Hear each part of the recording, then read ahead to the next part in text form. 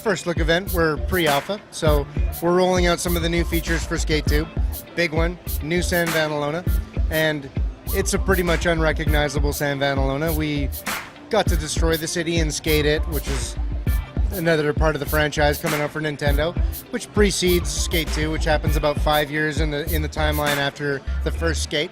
So since we got to kind of destroy the whole thing in some fun and amusing, no one got hurt type of tragedies, we got to rebuild it. The evolution of the controls from Flick-It and the ability to double the amount of tricks that we're doing from Skate 1. And it was a long-term vision. We couldn't get to it all in the first one, but simple things like giving you 2 feet on each button, giving you a hand on each trigger or shoulder button. Now we've been able to push that to the point where now since you have 2 hands, you can take a hand off, you can hand plant, you can grab things in the world and move them around. You've got your 2 feet, you can take a foot off the board, do a foot plant.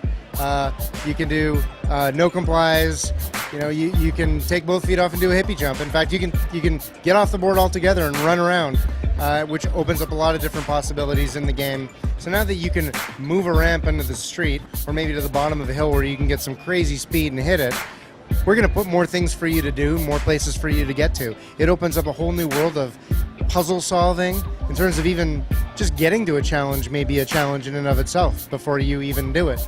So that could involve you getting off the board, looking around, moving around some objects. And then there's the replayability, which is infinite. As when you can create your own lines with tons of different objects, drag them all over the city, that just adds so much to the game that you can make that city your own.